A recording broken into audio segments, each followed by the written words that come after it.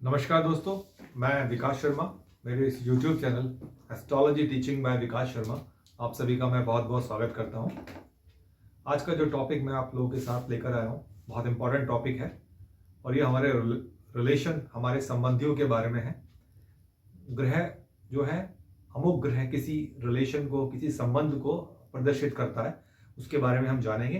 क्योंकि जब हम चार्ट को पढ़ना शुरू करेंगे तो हमको ये मालूम होना चाहिए ये जो ग्रह है किन किन संबंधों को, किन किन संबंधियों को ये रिप्रेजेंट करता है, किन किन संबंधियों का ये कारक है। तो उस चीज को आज हम समझेंगे। 9 के 9 ग्रहों के बारे में मैं आपको बताने जा रहा हूँ। और अगर आपको थोड़ा बहुत भी नॉलेज हो गया है तो अपने अपने चार्ट पे जाके उसको देख सकते हैं कि उसकी पोजीशन क्या है, कौन से भाव में वो ग्रह बैठा हुआ है। तो वहां से आप उसको स्टडी करके अपने संबंधियों के बारे में आप जान सकते हैं। ठीक है, तो चलिए बिना देर के हुए बोर्ड पे चलते हैं। तो सबसे पहले आज का जो टॉपिक है वो मैं बता दूं, फैमिली रिलेशन एंड प्लैनेट्स। ग्रह और परिवार के संबंधी, यानी हर एक ग्रह एक संबंध को रिप्रेजेंट करता है, एक संबंध का कारक है। तो सबसे पहले सूर्य को लेते हैं। देखिए, सूर्य ब्रह्मांड का पिता है। ठीक है, पूरे इस स्थावर और जंगम जो हमारा जो संसार है, इसकी आत्मा है सूर्य। सूर्य जो है, जब उदय होते हैं तो जीवन दिनचर्या प्रारंभ हो जाती है। सूर्य के द्वारा ही जो है पेड़ पौधे अपना भोजन बनाते हैं। ठीक है, सूर्य के द्वारा ही वाष्पीकरण की प्रक्रिया होती है, जिससे वर्षा होती है।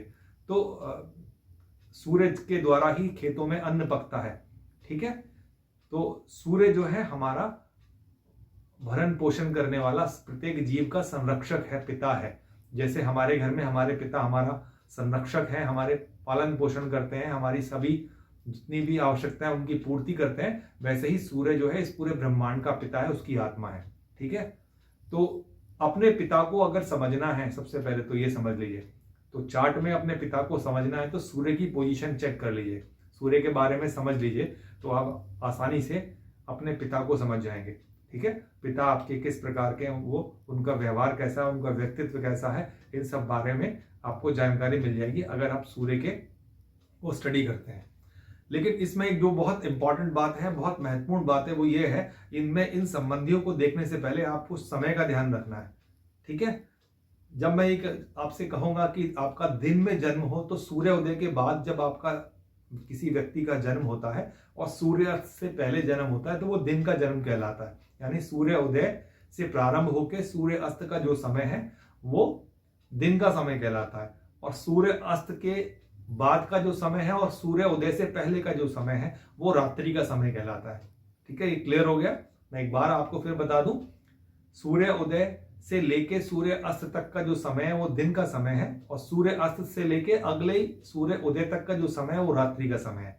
तो मैं यहाँ ये दो बातें आपको बार बार बताऊंगा, दिन का समय और रात्रि का समय। तो आप ये समझ जाइए किस कालखंड में आपका जन्म हुआ है। ठीक है, तो सूर्य की बात करते हैं। मैं बता चुका हूं पिता का ये कारक है, अपने पिता को स्टडी करना है, लेकिन जब जब आपका जन्म दिन का हो, क्योंकि सूर्य का जो है दिन के ऊपर अधिकार है।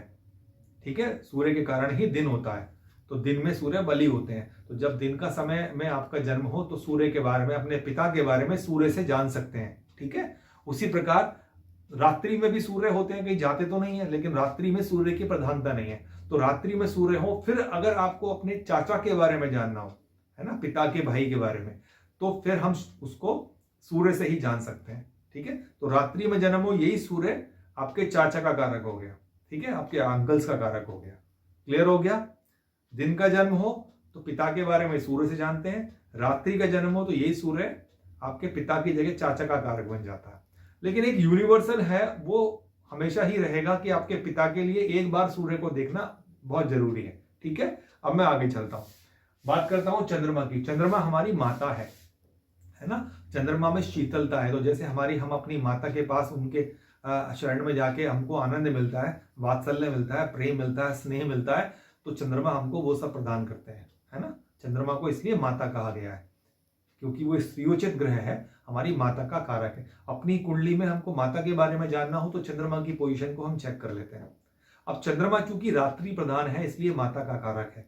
अब अगर किसी व्यक्ति का जन्म दिन का हो, ठीक है, उस समय अब चंद्रमा को नहीं देखा जाएगा माता के बारे में।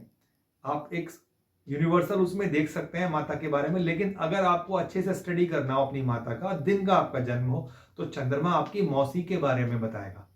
ठीक है, तो वहां ये चंद्रमा आपकी माता से ज्यादा आपकी मौसी के बारे में आपको बताएगा। तो समझ में आ गया, रात्रि का जन्म हो तो माता के बारे में चंद्रमा से ही देखते हैं। और फिर भी चाहे दिन का भी जन्म हो, एक यूनिवर्सली हम जो है चंद्रमा को, पोजीशन को भी चेक कर लेते हैं माता के लिए। लेकिन अगर दिन का जन्म हो तो ये चंद्रमा हमारा मौसी के बारे में हमको बहुत अच्छे से बताता है। क्लियर।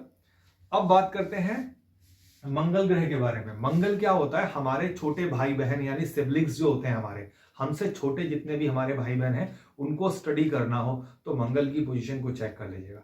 मंगल को अच्छे से चार्ट में स्टडी कीजिए, आप अपने छोटे भाई बहन के बारे में जान जाएंगे, उनका व्यक्तित्व कैसा है, आपके साथ उनका आचार विचार कैसा है, व्यवहार कैसा है, ये सब आप अच्छे से जान सकते हैं एक मंगल को स्टडी करके। क्लियर, ठीक है। अब आप बात करते हैं बुध की। बुध से हम क्या देखते हैं, अडॉप्टेड सन। अगर आपको किसी ने गोद लिया है, आपके माता पिता नहीं है, आप किसी ने आपको गोद ले लिया, तो अडॉप्टेड चाइल्ड के बारे में जब हम देखते हैं, गोद लिया गया पुत्र के बारे में हम जब स्टडी करते हैं तो बुध की स्टडी करते हैं। और बुध दोनों ही दिनमान और रात्रि में बलि होते हैं, दोनों ही प्रहर में बलि होते हैं, चाहे दिन का समय हो चाहे रात्रि का समय हो। उसके अलावा बुध के द्वारा हम अपनी माता के भाई बहनों को भी देखते हैं, यानी अपने मामा के बारे में, है ना, उनको भी स्टडी करना है तो बुध को स्टडी करते हैं। क्लियर। चलिए अब आप बात करते हैं बृहस्पति की, यानी हमसे जो बड़े हमारे भाई बहन हैं, ठीक है, उसको जांचना हो वो किस प्रकार का उनका आचार विचार है, किस प्रकार का व्यवहार है, किस प्रकार का उनका व्यक्तित्व है, हमारे साथ उनकी कैसी अंडरस्टैंडिंग है, ये सब अगर हमको जानना हो तो अपने चार्ट में जाके बृहस्पति को स्टडी कर लीजिए आप चार्ट में, तो आप अपने से बड़े भाई बहनों के बारे में आसानी से जान जाएंगे। क्लियर हो गया। अब आगे चलते हैं शुक्र के बारे में। देखिए, शुक्र को भोर का तारा भी कहते हैं, यानी सूर्यास्त के बाद और अगले सूर्योदय से पहले का जो समय होता है उसमें शुक्र हम आसानी से देख पाते हैं, शुक्र दर्शन हो जाते हैं। ठीक है, तो उसको भोर का तारा भी कहते हैं। अब शुक्र को अगर आपको दिन का जन्म है तो दिन के समय में शुक्र उतने बलशाली नहीं होते हैं, तो माता के बारे में शुक्र से देखा जाता है। ठीक है, यानी अपनी माता को स्टडी करना हो तो चंद्र को तो करेंगे, साथ में शुक्र को भी स्टडी करना पड़ेगा अगर आपका दिन का जन्म है। अब यही शुक्र अगर रात्रि में किसी व्यक्ति का जन्म हो तो यही शुक्र क्या करेंगे, आपकी मौसी के बारे में बहुत अच्छे से बताएंगे। ठीक है, आपकी मौसी के बारे में शुक्र से पता चलता है। क्लियर हो गया। अब बात करेंगे शनि, यानी शनि जो है रात्रि प्रधान है, यानी अंधेरे का प्लैनेट है।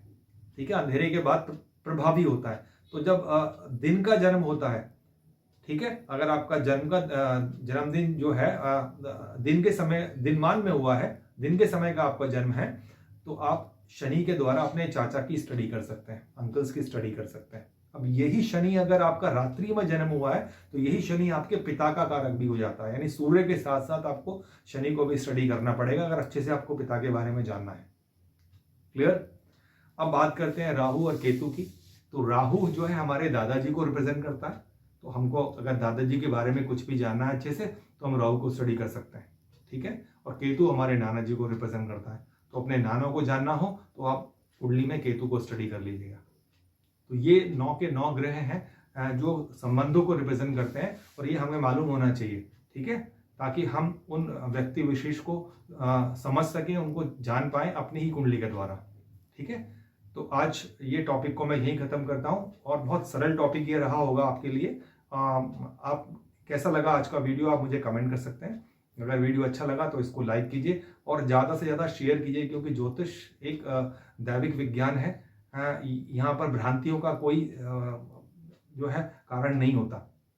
ठीक है, तो ये क्या होता है, ऐसे अंधविश्वास के ऊपर से पर्दा उठाने वाला विज्ञान है, तो हमको अंधविश्वासी नहीं बनना है, क्योंकि ये पूरा विज्ञान के ऊपर बेस्ड है। और जो अंधकार जो अंधविश्वास फैला हुआ है समाज में, उसको हमको दूर करना है ज्योतिष को जान के। ठीक है, यही मेरा उद्देश्य है इसको पढ़ाने का। और मेरा जो चैनल है आप सभी को मालूम है, astrology teaching by Vikas Sharma, आप इसको सब्सक्राइब कीजिए और साथ ही साथ बेल आइकन को हिट कर दीजिएगा। जैसी बेल आइकन आप दबाएंगे तो मेरा नोटिफिकेशन जब मैं अपलोड करूंगा सबसे पहले आप लोगों तक पहुंचेगा। और ये जो वीडियोस मैंने आपको बनाए हैं सारा सिलेबस के ऊपर है, आप इनको ज़्यादा से ज़्यादा स्टडी करिए, ज़्यादा से ज़्यादा बार इसको देखिए, सो दैट कि जो शब्दावली है वो आप आसानी से समझ सकें। एक हो सकता है एक वीडियो को आपको कई बार देखना पड़े। चलिए मिलता हूँ एक अगले टॉपिक के साथ अगले वीडियो में, तब तक के लिए नमस्कार।